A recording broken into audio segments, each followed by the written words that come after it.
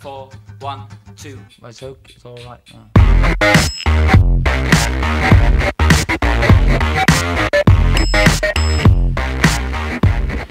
Welcome back to another episode of Beer Addiction. Mike and my guest Anthony. Hello.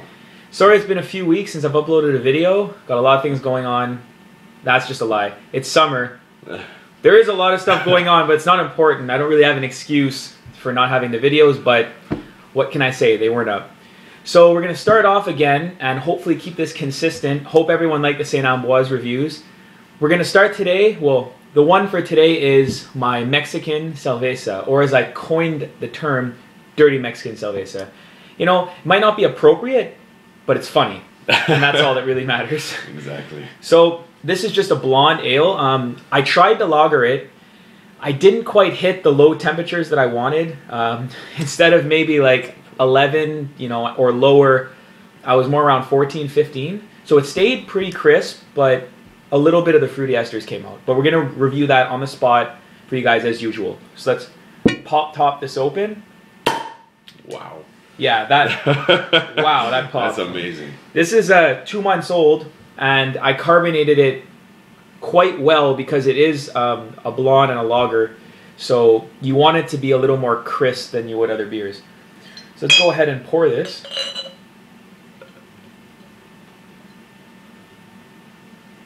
Lovely golden yellow. Really is gold.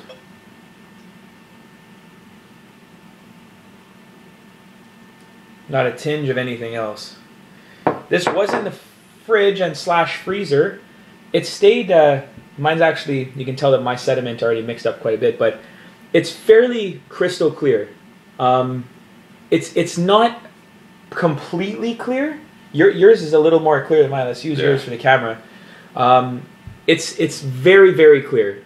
So like it worked really well. As you can see, like this one's a little bit, I guess, more of a fresh pour, but it's maintaining quite a little bit of the head you'd want to see. Like this is ideally when you're sitting on a terrace in the summer. You know, this is the kind of beer you want. That's why I made it 2 months back for I had a party in July. Perfect timing. So color clear, golden, yellow.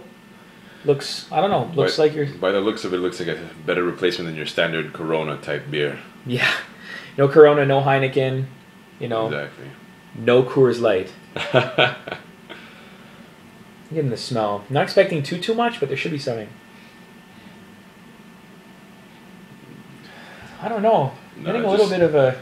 It smells like, I don't know, there's maybe a little bit of kind of like honey-ish. Is that possible? It's a honey-ish. I almost smell like a little bit of wininess. Is that possible? Wine. Do you yeah, get that makes sense. like white wine-ish? Yeah, white wine-ish. Yeah. That makes a lot. That's pretty good. It's a little... Didn't smell that last time.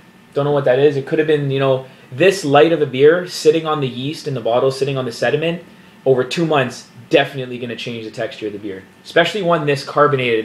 You can tell that it was a lot more active with the yeast because, you know... Could it be, just a question, could it be just maybe the type of bottle you bottled it in, or did that affect? Because I know you had a majority from the smaller bottles. Yeah, it could have been. I mean, I've started now to use my tasting glass for the videos out of the Grosch bottles, but it could be a factor. I doubt it. I really think it's because it's a blonde. I don't usually make blondes, so I haven't really had much experience with this.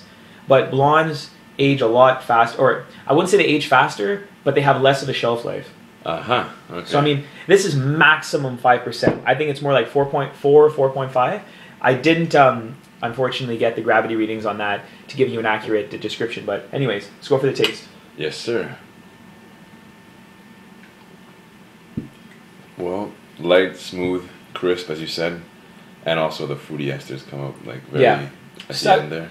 Subtle, but they're definitely there. I don't really know what I get so much as fruity ester. It's just there's just like a sweetness almost. Like I don't know if I'd be able to pinpoint the actual fruits. No. Not in this one, but there's a sweetness there that I mean I like it a little bit. It's definitely refreshing. It's definitely that kind of backyard beer on a hot day kind of thing. Right, and someone said something. It's funny you mentioned Corona and Heineken before, because when I had this with other guests, they mentioned that it reminded them of that, but fresher. I don't know if it was at the time. It's definitely changed since this was last tasted by me. From from what I can remember, well, like that's why I thought maybe the gross bottle had something to do with it. Yeah, it could be. But again, I usually bottle in green, and this is dark. So if anything, they should have kept the flavor longer because the green bottle is a lot more light in. So that's the only thing that at this point would really affect the flavors. But let's go in for a mouthfeel, give us a better representation.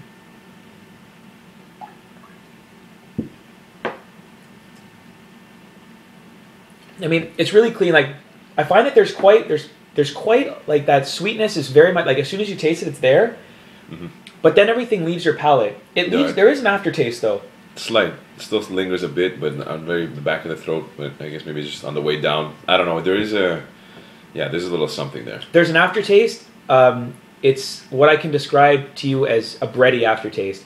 That's definitely from sitting on the yeast. It's something that's starchy or bready. It's like after having a nice piece of white bread, it's the same residue you're going to kind of have. Okay. Do you get that at all? Yeah. Well, is it a sourness or no? No, not really. Right? No, it's not a sourness here. At least not in the aftertaste. There might be a little bit of souring with the sweetness at the beginning. Okay. Again, I think this beer unfortunately took a toll with age. I should have reviewed it while it was still a little fresher. This has really been sitting in my review panel box. So I think that definitely affected it. But overall, it's really just a crisp, light beer. Like not only light in alcohol, but light in maltiness as well. Yeah. You know? And shout out to Festabrew. This is one of their seasonal kits that I've tried. Haven't had a problem with Festabrew yet. Again, this is one I should have lagered a little bit. Tried a little more to lager, so it's not fully representative of what it should be. Hopefully next year I'll get a chance to do that. But it's still nice. Thank you also Cachette du Bootlegger for continually providing me with access to Festabrew and other kits. So yeah, overall, I'm going to give this a 3.5 on 5 because I'm not a blonde guy. Seems quite fair. And also, like, I've had better blondes. I like blondes with more flavor, if anything. But anyways, in my opinion, this is definitely the beer that a beer for kind of the masses. Everybody will enjoy drinking it. Maybe not be everybody's favorite, but it definitely is not something that people will hate or dislike completely. No. So thanks, Anthony. Thank you. Again, Mike, Anthony with Beer Addiction. We'll see you next time. Ciao. Ciao. You and I go hard.